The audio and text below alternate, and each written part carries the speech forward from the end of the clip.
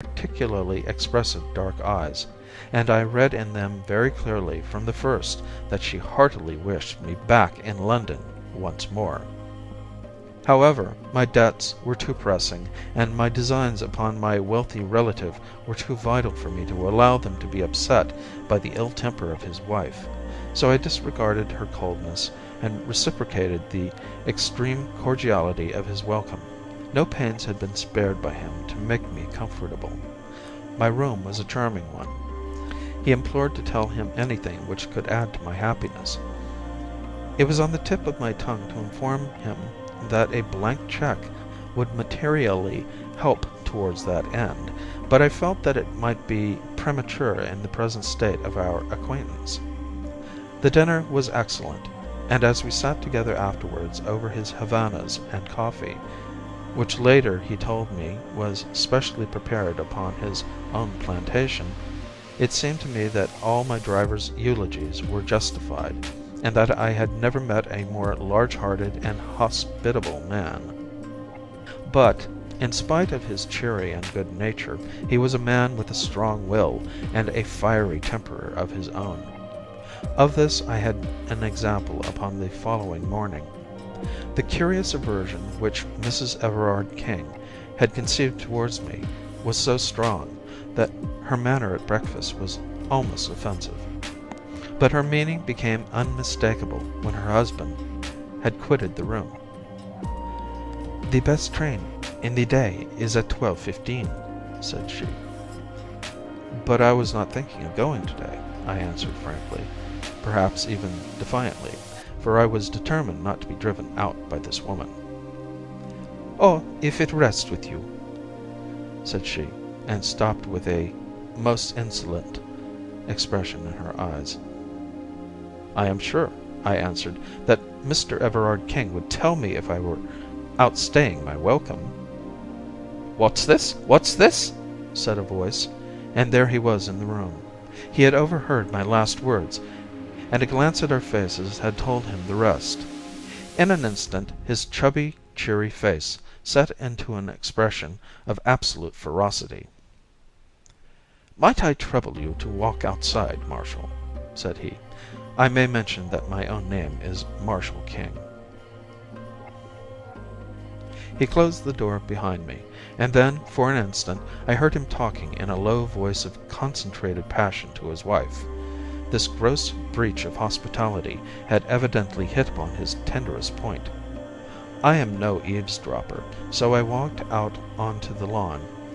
Presently I heard a hurried step behind me, and there was the lady, her face pale with excitement, and her eyes red with tears. "My husband has asked me to apologize to you, Mr. Marshal King," said she, standing with downcast eyes before me. "Please do not say another word, Mrs. King." Her dark eyes suddenly blazed out at me. "You fool!" she hissed, with frantic vehemence, and turning on her heel swept back to the house. The insult was so outrageous, so insufferable, that I could only stand staring after her in bewilderment. I was still there when my host joined me. He was his cheery, chubby self once more. "I hope that my wife has apologized for her foolish remarks," said he. "Oh, yes, yes, certainly." He put his hand through my arm and walked with me up and down the lawn. "You must not take it seriously," said he. "It would grieve me inexpressibly if you curtailed your visit by 1 hour. The fact is, there is no reason why there should be any concealment between relatives, that my poor, dear wife is incredibly jealous. She hates that anyone, male or female, should for an instant come between us. Her ideal is a desert island and an eternal tete-a-tete. That gives you the clue to her actions, which are, I confess, upon this particular point, not very far removed from mania. Tell me that you will think no more of it." "No, no, certainly not." "Then light this cigar, and come round with me and see my little menagerie." The whole afternoon was occupied by this inspection. which included all the birds, beasts, and even reptiles which he had imported. Some were free, some in cages, a few actually in the house. He spoke with enthusiasm of his successes and his failures, his births and his deaths, and he would cry out in his delight, like a schoolboy, when, as we walked, some gaudy bird would flutter up from the grass, or some curious beast slink into the cover. Finally, he led me down a corridor which extended from one wing of the house.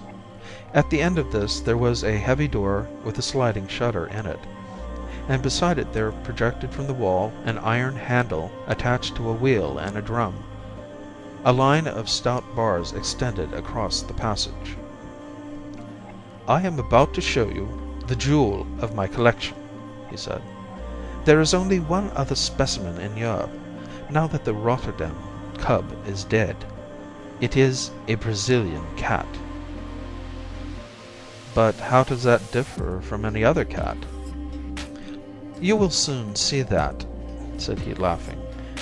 "Will you kindly draw that shutter and look through?" I did so, and found that I was gazing into a large empty room with stone flags and small barred windows upon the farther wall.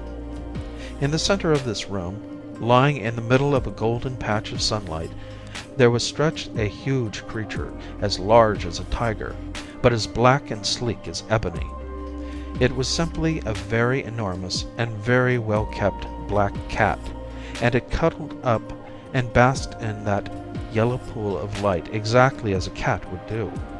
It was so graceful, so sinewy, and so gently and smoothly diabolical that I could not take my eyes from the opening. "Isn't he splendid?" said my host, enthusiastically. "Glorious! I never saw such a noble creature."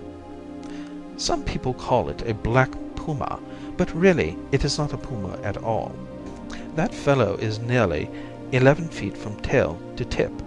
4 years ago he was a little ball of black fluff, with 2 yellow eyes staring out of it.